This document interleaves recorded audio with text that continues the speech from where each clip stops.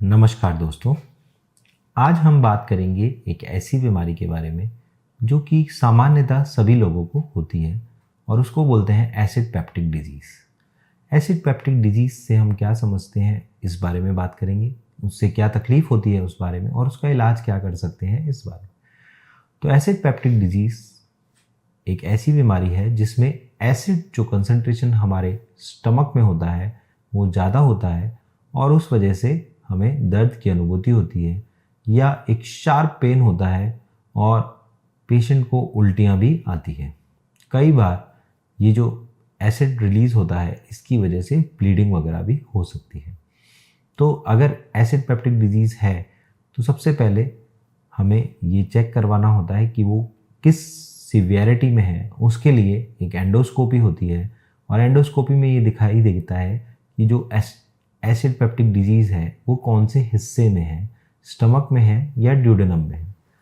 अगर स्टमक या ड्यूडेनम में एसिड पेप्टिक डिजीज़ है तो वहाँ पर एक बैक्टीरिया जिसका नाम होता है H. pylori वो कॉमनली पाया जाता है और कुछ टेस्ट के द्वारा हम ये कंफर्म कर सकते हैं कि वो बैक्टीरिया वहाँ पे प्रेजेंट है या नहीं। और ये टेस्ट होता है रैपिड यूरिएज टेस्ट जो कि एंडोस्कोपी के दौरान ही कर लिया जाता है और उससे ये पता लग जाता है कि ये बैक्टीरिया प्रेजेंट है या नहीं।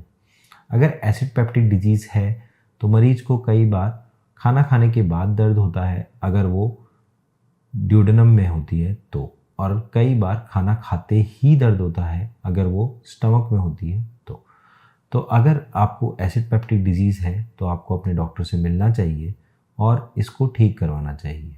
इसके ट्रीटमेंट के लिए कुछ ड्रग्स दी जाते हैं जिनको कि H. pylori किट भी बोला जाता है और ये किट फॉर्म में आता है जिसमें एंटीबायोटिक्स और एंटासिड्स का एक कॉम्बिनेशन होता है जिससे कि मरीज को आराम मिलता है। इन दवाइयों को 21 दिन की ड्यूरेशन के लिए दिया जाता है। इसके अलावा कुछ ऐसे ड्रग्स हैं जो कि सपोर्टिव तौर पर दिए जाते हैं जो कि राफ्ट प्रिपरेशंस हैं और पेन किलर्स हैं जैसे कि बस्कोपैन। इन दवाइयों से मरीज को इंस्टेंटेनियसली रिलीफ दी जाती है।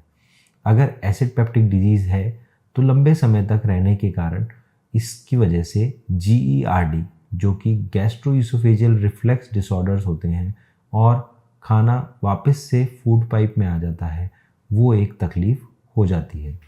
कई बार लंबे समय तक एसिड पेप्टिक डिजीज़ रहने की वजह से जो छाले हैं वो नीचे तक चले जाते हैं और उनसे ब्लीडिंग या फिर पेट का फटना भी हो जाता है।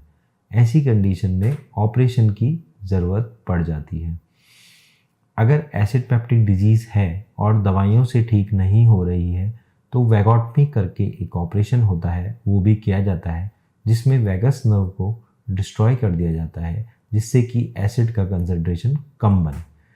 अगर एसिड पेप्टिक डिजीज़ हो गया है तो उससे घबराएं नहीं और अपने हेल्थ केयर प्रोवाइडर के पास जाएं और उसका पूरी तरीके से इलाज करवाएं, क्योंकि अगर आपको एसिड पेप्टिक डिजीज़ है तो उससे आपकी जो दिनचर्या है वो बहुत ज़्यादा बाधित रहने वाली है।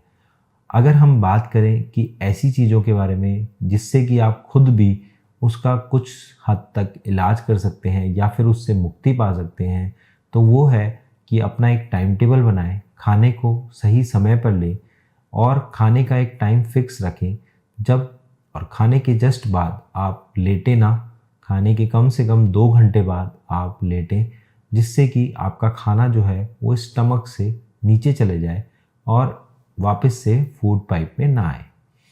अगर आप खाने के बाद जस्ट बाद पानी पीते हैं तो उस आदत को भी छोड़िए और कम से कम आधा घंटे का इंटरवल दें खाने के बाद पानी पीने को। इसके अलावा स्पाइसी फूड्स और एसिडिक फूड्स को कम खाएं। इसका मतलब ये भी नहीं है कि आप एल्कलाइन फूड्स को ज़्यादा खाएं, क्योंकि एल्कलाइन फूड्स को ज़्यादा खाने के भी अपने नुकसान हैं। तो आप ऐसे फूड्स खाइए जो कि न्यूट्रल हों और फाइबर में रिच हों, तो ऐसी कंडीशन में आपको एसिड पेप्टिक डिजीज़ से मुक्ति मिलेगी और बहुत राहत मिलेगी।